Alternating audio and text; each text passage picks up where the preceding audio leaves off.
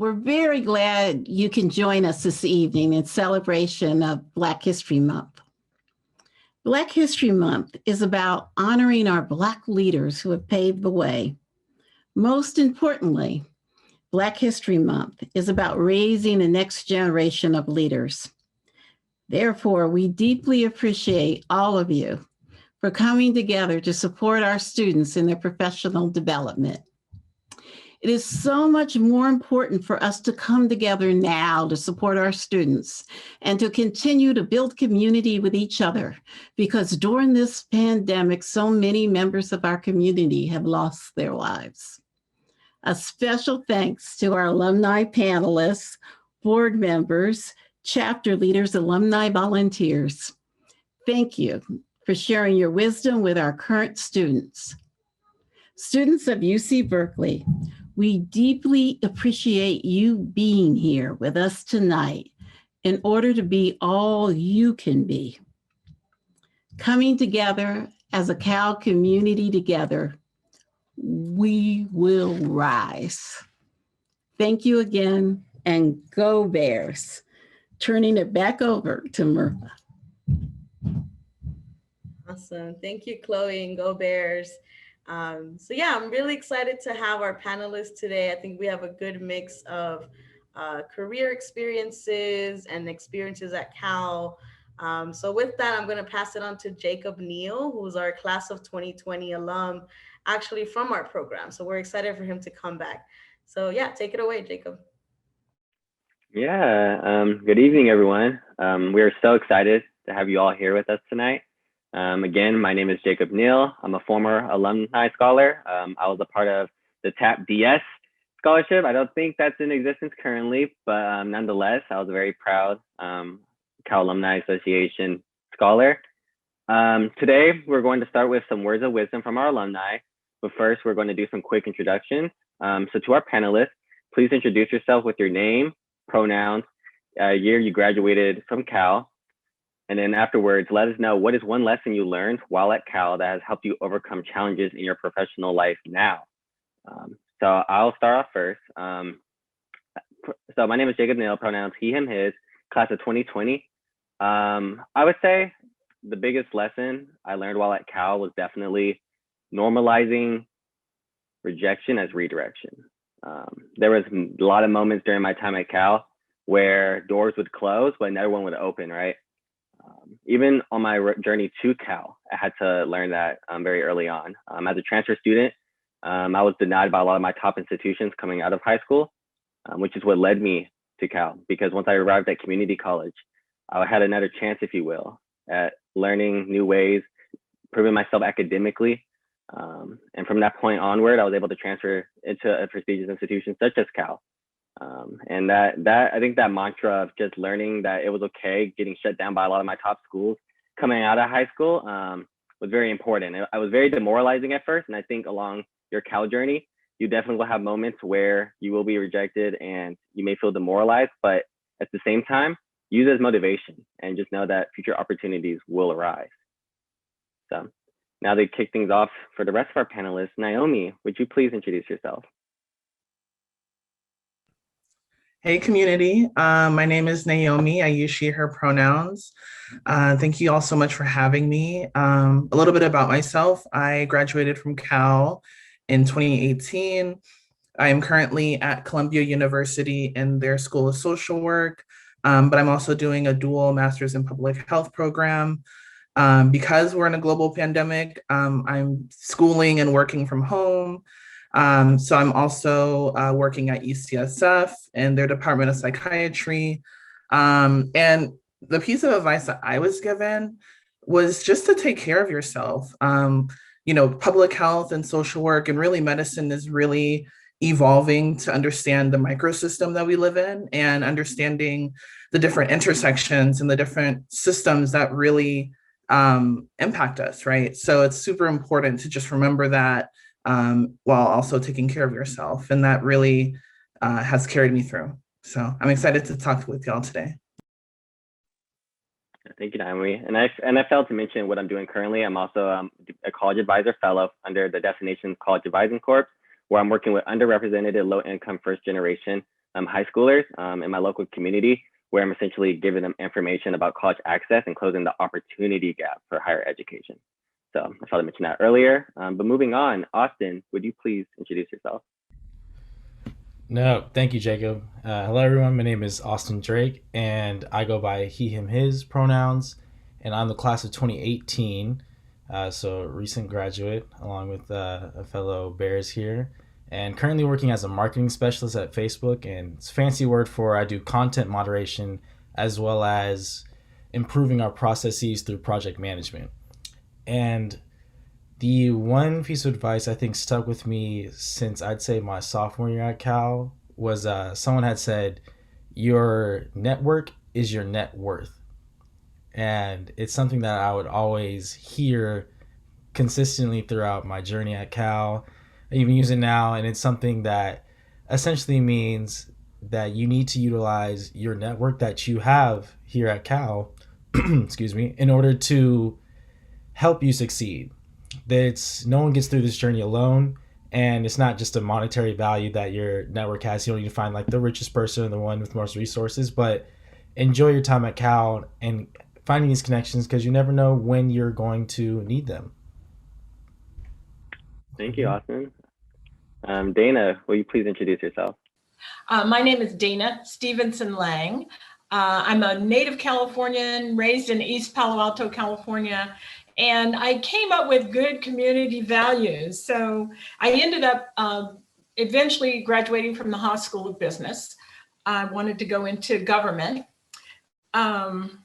But I first ended, from a very small community in the Bay Area I went to Wellesley College on the East Coast, and then came back to Cal. Initially, way before the internet, I'm sorry, 1977 graduate of the Haas School of Business. So way before the internet, before we could connect virtually in any way, it was difficult to get into government. So I ended up in private enterprise. I worked for a couple of companies, but really that wasn't where my passion lay. So it wasn't until I ended up at 25 years ago or so, going to the Oakland mayor's office and working there and getting into government and issues and, federal funding, state funding, bringing money to the community, that I found my stride. And so I ended up working eventually for not only the Oakland mayor's office, the Metropolitan Transportation Commission, San Francisco Municipal Transportation Agency, the San Francisco International Airport, so many different aspects in finding federal funds, bringing people, bringing minorities and others into contracts. And that's where, so my advice would be do what you love, because you'll be better at it and more enthusiastic than anyone else if you do what you truly love. And currently, even though I have retired 2 years ago from the city of San Francisco, I am working as a consultant on a BART-related project, which is rewarding to see people looking for my information, knowledge, and asking me about the future of transportation. So I turned in my first timesheet last Friday, and I consider it a win. Thank you. Thank you, Dana. And last but not least, Samia, could you please introduce yourself? Sure. Hello, everyone. Happy to see your faces. My name is Samia Abdallah, and I went to Cal twice. I went to Cal for undergrad and graduated in 2015 with a BA in political science.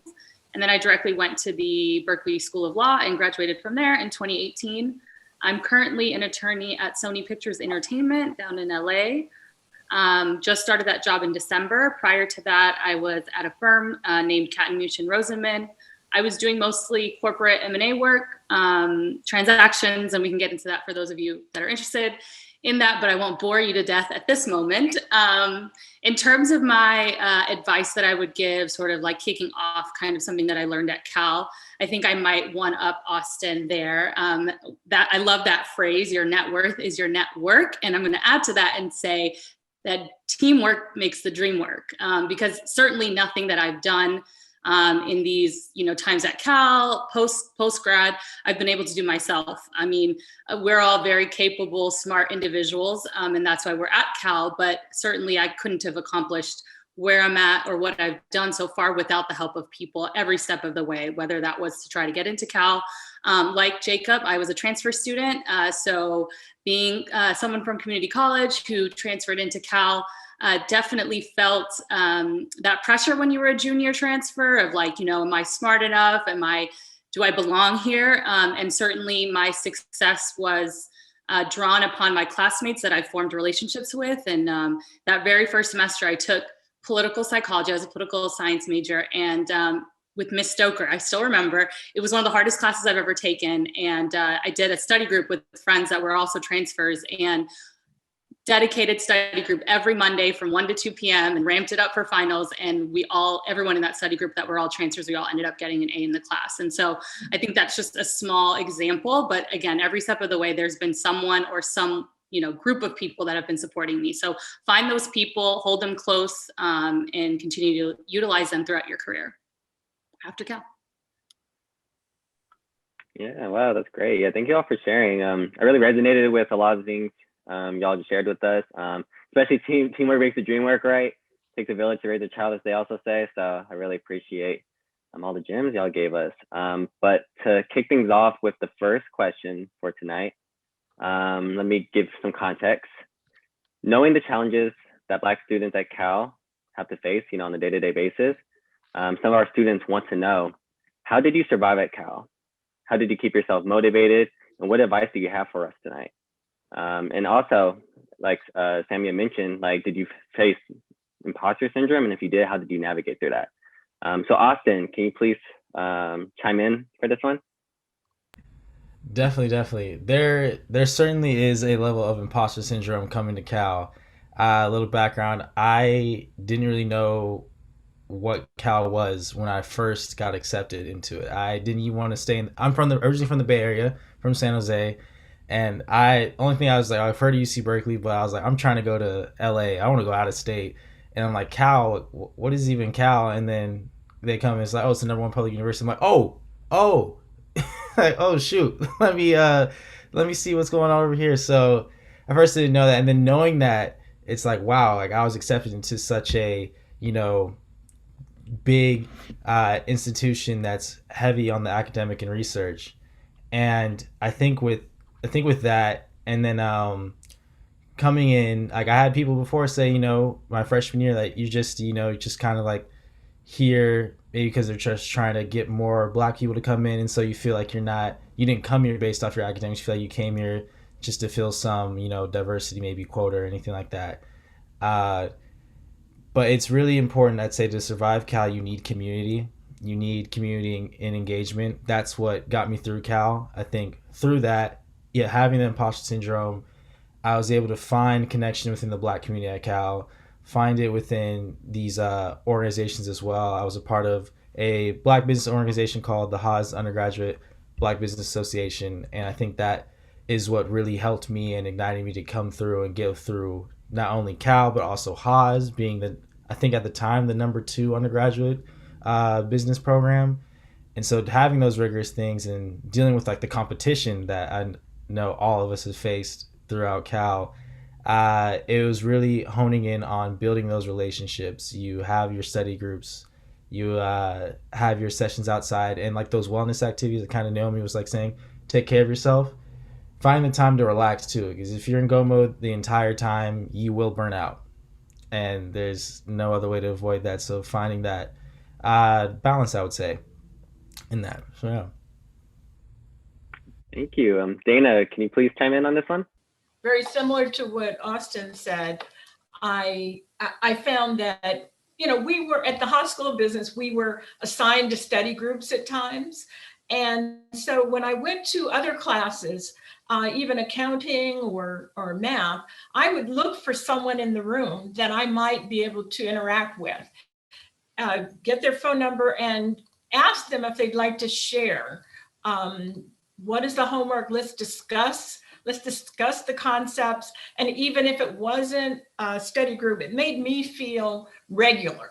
You know, it made me feel like I'm as good as as everyone there, because when I came in, I had a dean or two that told me to my face, as they say, your people don't do well here, you probably won't make it through.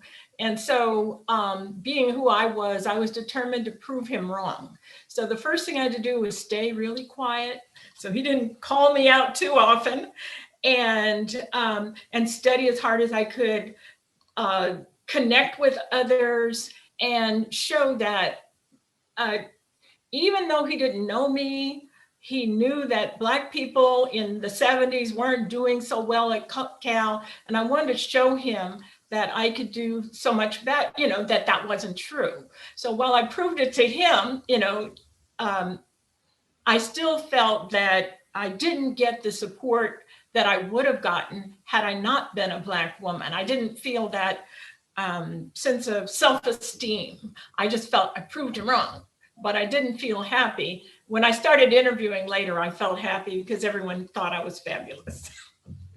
But so connect with others, stay motivated, prove to yourself how good you are. And that's how I survived at Cal.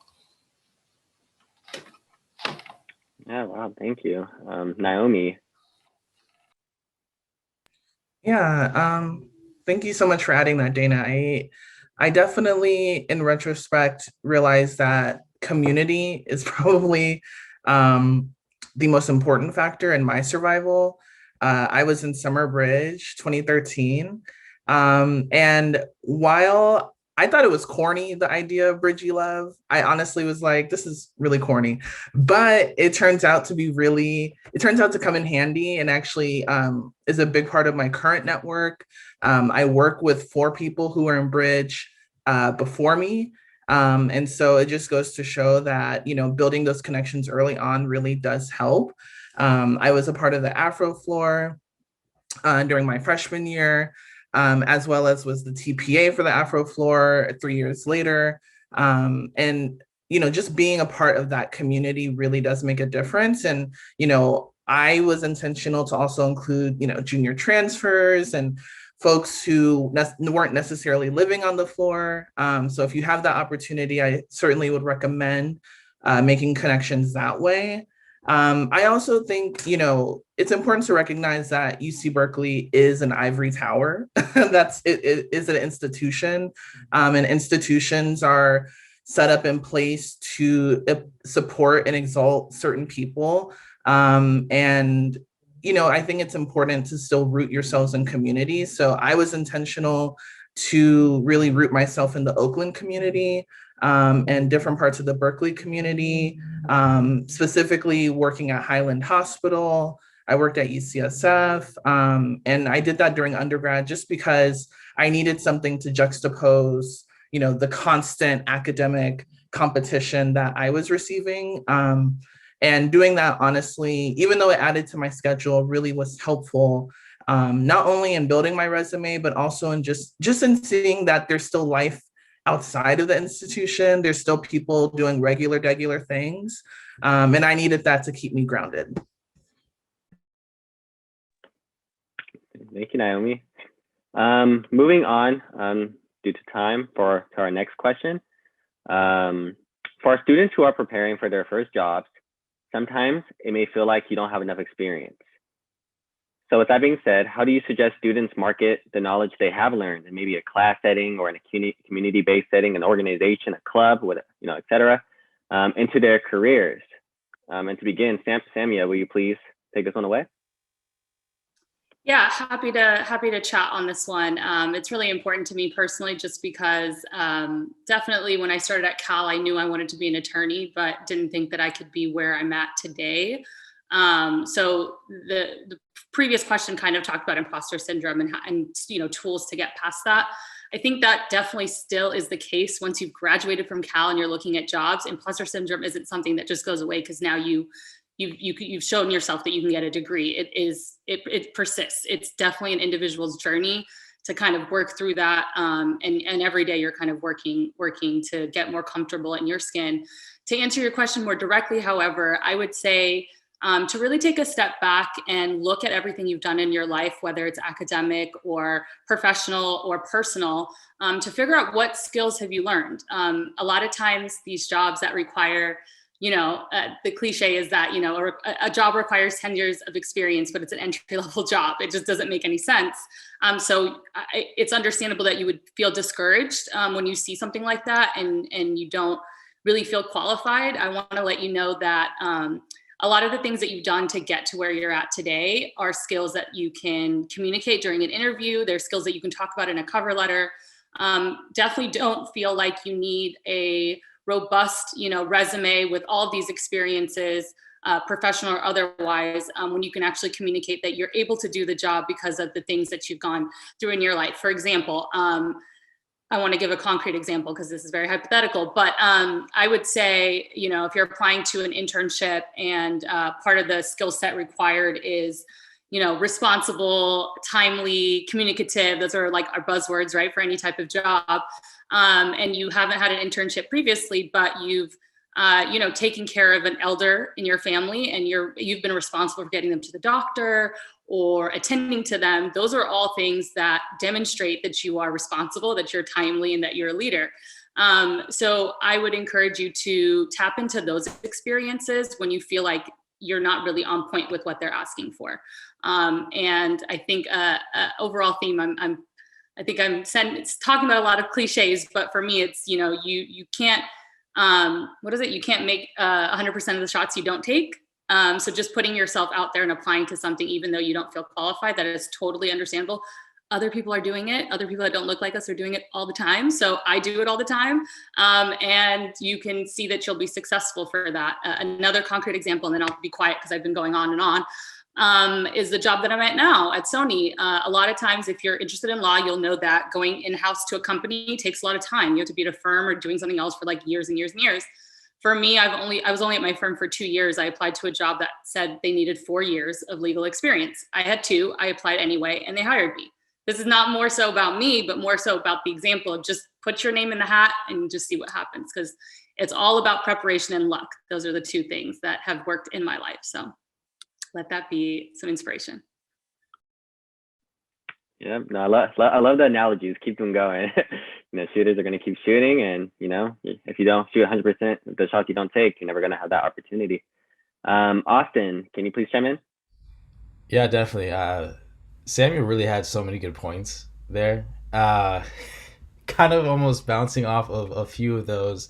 Definitely, if you do not have to have the cookie cutter experience coming out of college. You don't have to have that. You needed that one internship that's in the Fortune 50 to get this new full-time job. You don't need that. As she mentioned, you can use your other experience that you've had, whether it's group projects, whether it's something that you're doing on the side that wasn't officially an actual job, or like, as she mentioned, helping a family member or helping your family say business, or just doing anything out of the ordinary. Think outside of the box when you're creating your resume and when you're having these interviews, because a lot of your experience can be utilized for whatever job you want to apply to. So if you think you don't have the experience, take some time to think again and actually think beyond of what you're maybe currently doing, but see and try and tap into different areas of your life that actually could be beneficial to whatever you're applying to. And then to the point of, if you feel like you don't have enough experience, definitely there are so many people out here that are applying who don't even look at the qualifications, and they just apply and then they get the job. Don't be afraid. Something that I heard recently, someone said in a program that I'm in, he said you have to just have the audacity to ask. The audacity to ask for this job. The worst they can say is no, and that's it. There's nothing else really to that. And I do want to add, if you do get a no, doesn't mean give up, stop trying. It is a numbers game, and so I encourage you to be resilient and endure that you may get no's. I've gotten plenty of no's in my time, even transitioning from my first job out of college to where I'm at now at Facebook. And I mean, just to give you a perspective, I applied to over 80 jobs, close to probably 100 jobs. And you can imagine how many no's, or maybe not have to imagine. I got about maybe 60 no's, 60, 70 no's out the gate. And then, maybe 20 come in with the interview, and then some go to the next round, some all go all the way to final round, and there's only a couple yeses that you get at the end of the day.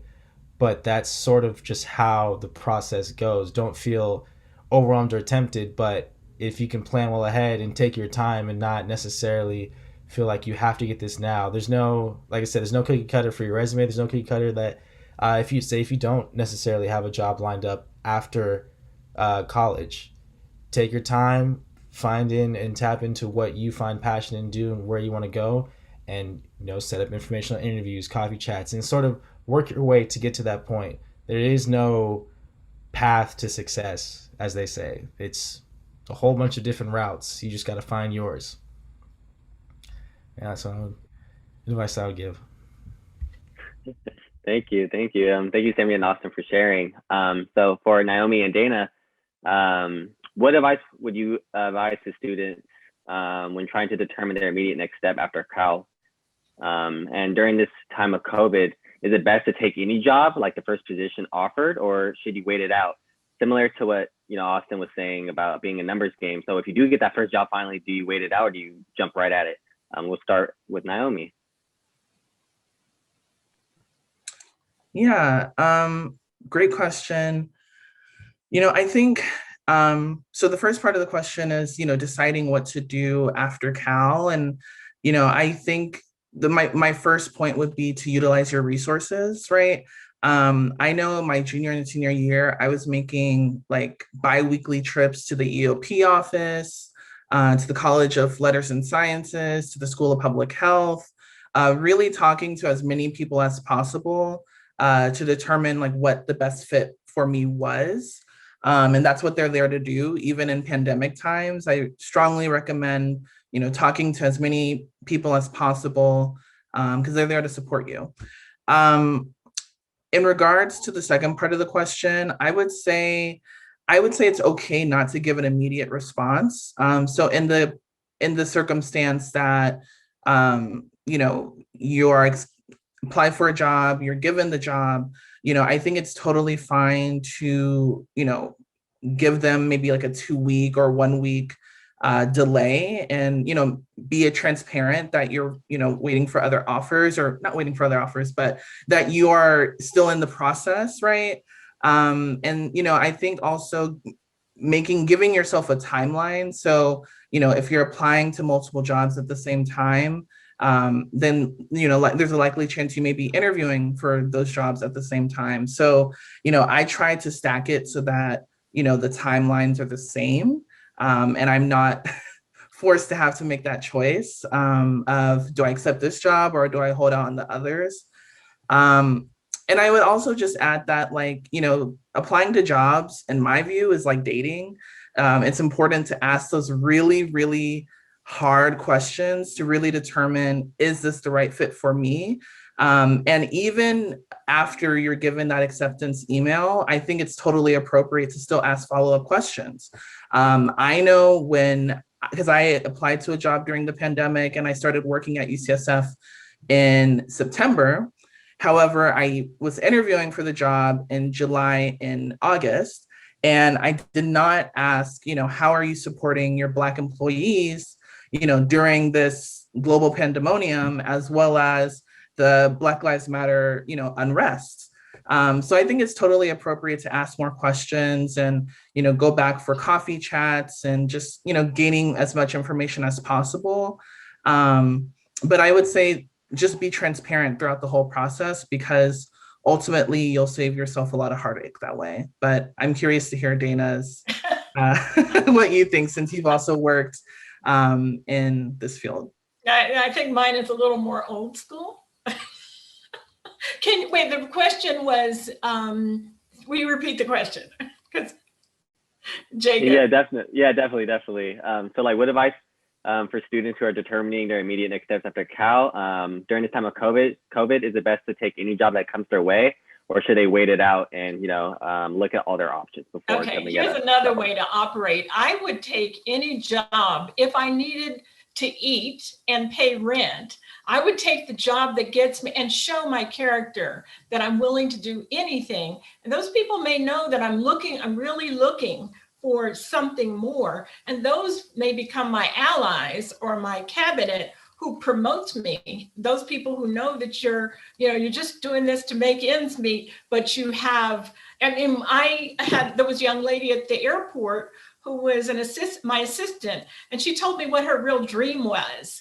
And so I became her biggest supporter and helped her to get into Cal, into a graduate program, into a job. I knew that what she was doing at that moment wasn't her dream. And so sometimes sharing your dream, but being willing to do whatever it takes to make ends meet, especially if they know, and those may become the supporters and the people who try to make the connections for you. So that's a little more old school of not letting too much go, unless those jobs are coming around the same time. If you have a job that comes at the same time, and that has happened to me before, where I'm interviewing with multiple potential offers, I'll say, can I get back to you? And then I'll go, hey, when are you hiring for that job that I really wanted? And they said, we've decided to table that until next year, so that I go for the job that I want. But I think that being willing and showing who you are at every move, being enthusiastic, and having great follow through, those connections you make may become your big supporters as you continue on your path. And I have mentored a number of young people. I've had charge of mentoring programs, internship programs in transportation, and helping them get where they need to go. So I value, when I put myself out on a limb for someone, if they have great follow through, that makes me look good, like I made a good decision. And so there's a young man who's at Cal who just graduated in December, and he was in mechanical engineering. Whatever I said, he would follow through. So we got 3 different scholarships, because I said, this is for you. He got 2 different summer jobs. Then he got 2 internships during 2020, and I think he got both offers. So that's where those, and they were engineering firms, minority-run engineering firms who had great value, great contracts, and they loved him. They thanked me for sending him. So having the follow through, even if you're not being paid, making other people look good, and then making them, one of your fans is important, no matter what you're doing.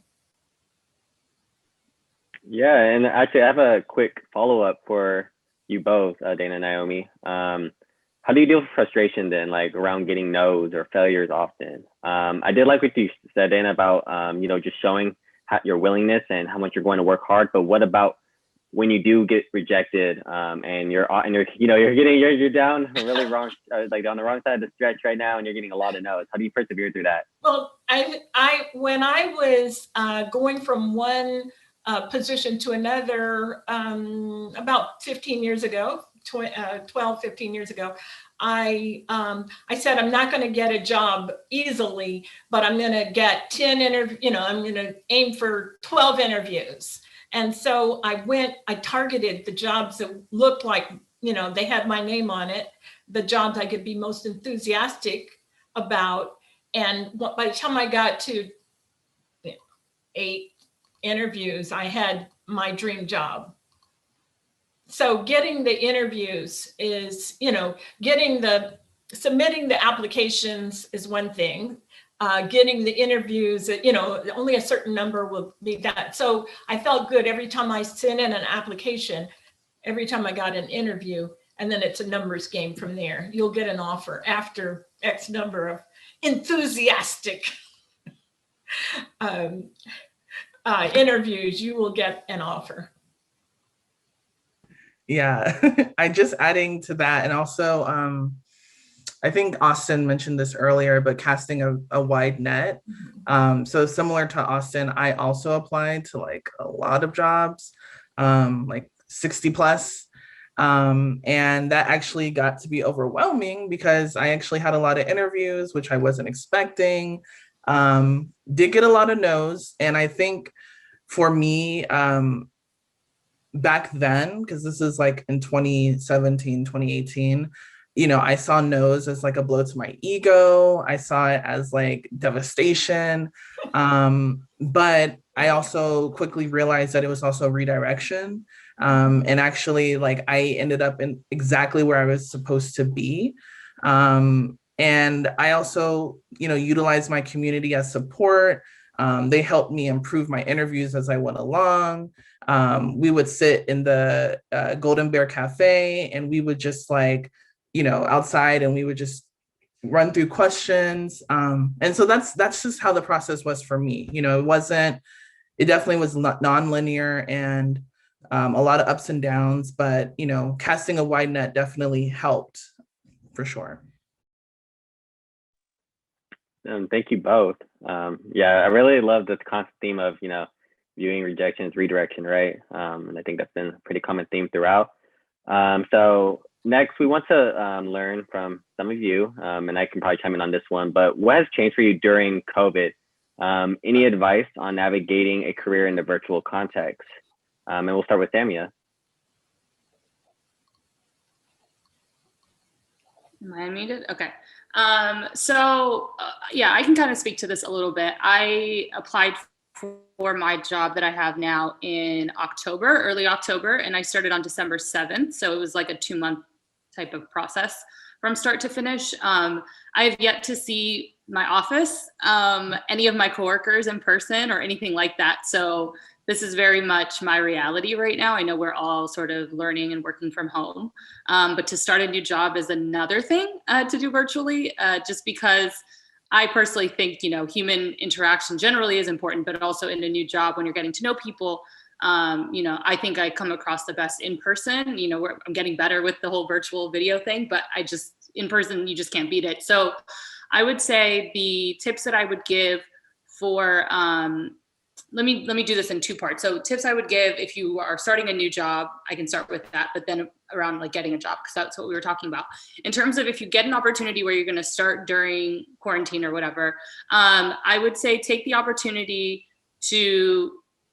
the good thing is that everyone is accessible by their computer. So everyone's on their computer. It's not that hard to get a hold of someone. You're not going down to their office and then realizing they're not in their office. That would happen to me all the time at the firm. So people are quote unquote easier to reach in terms of everyone being on their computers. So definitely be proactive in introducing yourself, making an effort towards getting to know those people that you've identified are important people for you to know, whether at the company or the organization or what have you. I would say also seek out community in the same way that we talked about at the top of the hour around community at Cal, but then community at whatever place that you end up at.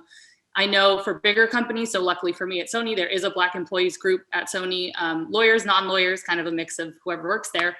But they have a group, they have a bunch of events happening this month for Black history. So I'm very tapped in with their leadership and getting to know people that way. So I would say find your community, even in a professional sense, if that is something that is readily available to you. And just put yourself out there. It's hard when you're starting a new job virtually, but people can understand and appreciate that. So you get a lot of understanding on the other end. Now, with that same point around people being available, this is a great time to network. And I know we've talked about networking already, but again, because people are at their desk at home, they're more likely to probably see your LinkedIn message or your email or what have you. And it's a good way to set up informational interviews because no one's going anywhere. No one's traveling, those high leadership position people who are always on the road, they're not anymore because of the world that we're in. And so this is a good time to get a hold of them. So I would encourage you to, especially as Cal students, I mean, as a Cal student, maybe I can do it now because I'm still so junior as an attorney, but being a student is like the easiest way to like get a hold of someone who's super important in whatever company you want to work for. And the berkeley.edu address doesn't hurt. They'll respond to you. So I definitely encourage you to utilize that during this time. Nice. Thank you. Austin, do you mind chiming in for this one as well? Yeah, I can give a kind of like my brief advice. It's definitely different when you do not have the human in-person interactions in the office. It kind of, I won't say it makes the world of a difference, but it does make a big difference. And to Samuel's point, definitely be proactive. If you weren't like proactive necessarily in the beginning when we weren't in pandemic, it's super important now, especially in a new job or you're transitioning to a different job. You Since you're not, everyone is relatively more available since they have the laptop, but since you're not necessarily in the office, people can be busy. You need to be intentional with your conversations and wanting to meet people, because you want to make visibility not only to your manager but to your team. I definitely encourage even the smaller things. If you have happy hours or some sort of get-togethers that aren't necessarily about work, I definitely encourage you to join those, because visibility is super important now. Because it'd be easy if you're in the office, you could just walk around and people would just see you like, oh, what's up, Austin? That's going on. But now it's like, I don't know what Austin's doing. And if I'm not getting a chat ping or an email, well, who knows? And then it's just like, oh, I forgot. You can almost forget that you were working here, really. But you want to stay engaged. It's not saying like you have to say something every day, but one thing that one of my managers gave advice for is definitely just set a frequency and meet with like 3 to 2 new people a week that are in our more general group, not just outside of the team, just to get to know them. And if you have questions, because everyone is kind of in the same boat right now. Even people who were working in transition to the pandemic, they want to meet people as well. They want to meet the new folks that are joining the company. And so definitely I encourage, as you're navigating career, encourage the connection, and really be, if you're looking for a job during a pandemic, really be intentional with whoever you're emailing or setting up chats with. Don't really want to necessarily waste time, but come with questions that you have about their certain company organization, and really be I would say, I guess, brief 30-minute chats, and just trying to find out more about what they do, what the company does, because you want to be as visible as possible with your voice, since you can't necessarily be visible in person anymore, if that makes sense. But yeah. Yeah, no, thank you. And I can even chime in on this one. Graduating during COVID, right? Definitely been very unique. Graduating and then quickly entering the job market in the midst, of a pandemic. And I'm sure the class of 2021 will have to face that same reality. And I know for me, it's been a very large transition from my fellowship to go from in person to virtual. And similar to what Samia and Austin have already mentioned, I certainly reached out to leadership, set aside time with my coworkers and colleagues, and had a lot of intentionality behind it. I didn't just go to casually talk about the weather. Like, I went in there wanting to know how to do my job effectively, and how to grow within my new role. And through those conversations, it's even over Zoom, right? I think it's still highly effective. Even if you can't have these conversations over a cup of coffee at a coffee shop or whatever. It's just been very effective to also lean on, your community, and lean on the people who are around you. Because everyone is definitely, having their own unique hardships in the midst of, working from home and the pandemic. So I think it's also been a great opportunity for all of us to learn from one another. And including in my work, just learning, working closely with students, and the digital divide, having to persevere through that. And essentially, being a pillar for a lot of the students that I work with. You have to certainly be very resourceful working from home in ways that I think you didn't realize you could be resourceful, in terms of like marketing yourself, branding yourself. I mean, I think Canva seems to be the real big thing nowadays. So a lot of people seem to enjoy using Canva for Zoom backgrounds and things of that nature. So in a lot of ways, even though the pandemic has been very difficult, I think the one silver lining is it has allowed us to be very resourceful and show us how creative we can be, especially if you didn't think you were a creative person. I know I certainly don't view myself as a creative person, and I definitely have had to get very creative with how I interact with my students and my colleagues. So thank you all for sharing throughout the panel tonight. It's been really great to learn from all of you, and I'm sure our students can say the same. But I would like for us to end on a positive note. So I would like to hear from all y'all. What is the best career advice you have received? Like, the best advice, it doesn't have to be the best, it can just be any advice that has really resonated with you, and that you still think about. I know we've kind of been talking about like different gems here and there, but what is currently the best advice that you think has been very important for you? And Naomi, can you please start with this one? Sure. I just wanted to add one last point about the last question, since because I just got a company-wide email talking about how Spotify just announced they're initiating a work from anywhere policy, meaning that regardless of if it's a pandemic or not, employees can work from anywhere. And I think that that's so important because that ties into my advice, which is to really know yourself, and to know your boundaries, know your limits, know your passions, because ultimately those things are not only going to drive you, but also sustain you in your work. Particularly if you're working in healthcare. I noticed a few of y'all were interested in science and healthcare, which is really exciting. I think it's so important to have those boundaries set up because, especially if you're in a helping profession, there is a lot of countertransference that occurs, or connection to the clients, the community that you're serving. And that can weigh on you, right? That can be very taxing, especially in the climate that we're in. So definitely knowing who you are, identifying your boundaries and asserting them is so important in a helping profession. And especially as Cal students, I'm sure all of your classes are online, internships and jobs likely will be online. So really just knowing what your boundaries are and when it's time to just close the laptop and rest is super important. And I also wanted to add that, I will drop my LinkedIn in the chat, as well as my email. And I'm definitely going to be here for any of you all, should you have any questions. Following this, I'm at my laptop, as Austin said, so I'm pretty accessible.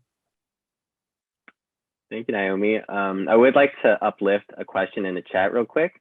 So Grace asks, some students, especially non-traditional students, foster, student parent, reentry, etc., have obligations that can't be put off. Some internships/scholarships have age limitations attached to those opportunities. So with that said, do any of you have any advice for these non-traditional students, whether it's transitioning out of Cal or stepping back into the employment field after spending X amount of years getting higher ed degrees? I'd say don't hold it against yourself if you've had to do something different and go in a non-traditional way. Because I always found those people who did not go the traditional trajectory, much more interesting. So tell your story, give yourself credit. What did you do that was so important? So even when I stayed home with my kids for a while, I ran a business with my husband, and I could say, I couldn't believe it. When I went back to interview, I'd say, well, we had this small business at home and we did, and it was bringing in pretty good money, but I still felt, I'm just a housewife, But people were like, oh, that's amazing. And the truth is, I really was selling a product, service, and creating a life. So give yourself credit if you're not traditional, if you have to do something different. Pat yourself on the back and make your story really good so people can see how great you are to take a non-traditional path that's much more interesting. I just want to quickly add, I'm going back to the question just to make sure that I understand it. Age limitations attached to the opportunity. So I don't know what fields those are in particular, because I don't think I've come across jobs, especially in the legal world, people go and have different careers before they become attorneys. And so certainly once I was in law school, you really couldn't tell the difference between those that were going straight through from college and those who had other careers, other things going for them beforehand. Parents a little bit to a degree, right? Because they had certain schedules. But I didn't know who was what, who was who. We all kind of blended together. And I would say if it's an opportunity where that's the case, kind of similar to what Dana said, just don't hold yourself again. Don't feel bad for not being able to qualify under those conditions, if they're strict about that. Well, first of all, I would say apply anyway, right? That's my theme. Apply anyway. If it says there's an age or a year that you should apply anyway. And then if they want to reject you on that basis, then there will be a place where they will accept you. So just roll it off your shoulder and continue on using sort of the tips that we talked about tonight or this evening. And don't hold it against yourself. what's for you, this is also a little cliche. I keep doing this tonight, but I really think what's for you is for you. There's definitely other jobs where I thought, I really wanted that job. And it, you kind of just do what you need to do, and you're going to be in the places where you need to be. And if you don't get that opportunity now, that just means that it wasn't supposed to be for now. It could be, I don't know what I'm going to be doing in 5, 10, 20, 40 years. Maybe I want those things to happen today, but they're not, and they might later, because that's the perfect time. So kind of think about it that way, would be my opinion. Grace, I saw that you were a sociology major. I'm not exactly sure what field you're trying to get into, but I certainly would encourage you reaching out, if you haven't already, to the reentry student program, because I know a lot of them, I know that they have peer counselors that are available via Zoom. So if there are particular, because I know that there are certain circumstances where there is like an age cap in certain fields. So I would just reach out to them and see if there's any resources or support that they can give you. And I would also just, offer, like, what Dana and Samia said, there's so much wisdom and just merit that comes with life experience that I don't think we can discount. So, definitely, I know that it's a bummer, especially with scholarships, but definitely just, try to utilize the support that you have and know that, we see you. Yeah, no, thank you for answering Grace's question. But I would like to center it back to the best advice. So Austin, would you please share some advice you have for us? Gave me all this time to think about best advice, and I'm still determining what was the best one that I've gotten. Honestly, there's so many things. I think I still, go back to the network is your net worth piece, and there really is a power in connection. You really never know who you're going to meet in college, especially at an institution like Cal. You never know who you're going to meet. You never know who you're going to see, make friends with. The friends that I have now, I didn't have friends coming into Cal, and it took a leap of faith, really, to be introduced into some people and even get introduced into the Black community at Cal. I didn't come in knowing them. I was a spring admit, and so they kind of toss you to the side a little, say, "Oh, figure it out." And it wasn't until really that fall 2015, that I met my actual friends that I have to this day. And so it really, I say the best advice is now, have that audacity and take that step to reach out and not be afraid. There's, as we kind of mentioned on this call, imposter syndrome will always be with you, but it will get diminished. It's not like don't be fearful. It's like, oh, it's never going to go away. It goes away, and then it just comes back as imposter phenomenon, which is more just an instance real quick of like, oh, whoa, I don't know if I can do this. But, every day when you're living out your life and you're applying to these places and, surpassing these, sort of standards that have been in place to like hold us back, you are breaking that imposter syndrome. You're actively breaking it by saying, I'm just going to do it. And so that's sort of, that'd be the advice I would give to everyone here. Thank you, Austin. Dana? Yes. Well, I remember when I was at the city of Oakland, after the mayor's office, I went to a project and I wanted to leave at one point. And the mayor, who was still the mayor at the time, he said, don't leave, plan your next move. So I took the next 6 to 9 months to plan out. I knew I wasn't going to stay in that particular position. Plan out, what did I want to do? Where did I want to do it? And when I found that next job, I was so excited, and I wasn't hungry for the next job. I was hungry, but I wasn't, all the bills were paid. And so if you have time to sit back and think while you're still working at one job, and again, this is very old school, but it works. You pay your bills, you get on their dime and on their time, you're learning. Maybe you're connecting with people in your where you're currently working and saying, how do I get to the next step? And they might be the ones that help you get to the next step. So I always felt, you have a beginning where you're learning, a middle where you're really hitting your stride. And at the end of a certain point, I was tired of being I'm at the top of my game.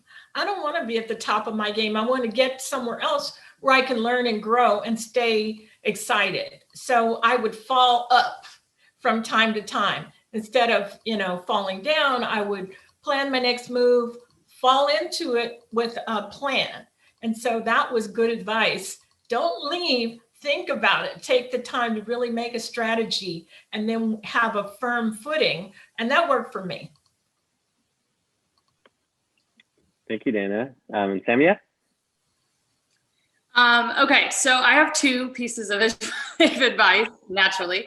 I'm just going to charge it to being an attorney. We just talk a lot. That's why, my parents told me I could do this. So one would be back to the networking piece. I think an important part to remember when you are networking is that you should not contact people only when you need them. That's something that I definitely learned going through college, being in law school. It's very natural for us to want to contact someone when we need something from them. But the point of true networking is to build relationship, right? It's not to call on someone that can get you a job or this internship.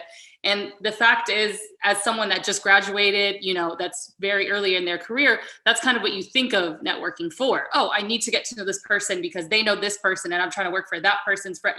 That's kind of how we see it. And once I learned that it was important to just get to know the person, opportunities already arose for me on behalf of those people, right? Because what you want to be, you don't want to see a job posting and then think, ooh, who do I know that works there? Let me talk to them. It's going to be very obvious why you're talking to them. And that's totally fine. I found myself in that position a lot, and you just got to have to do what you got to do. But what would be better is if you've already been talking to someone who sees the job posting before it's posted and thinks to themselves, Samia would be great for this job. Maybe I should email her. That's when you've really done your job with networking.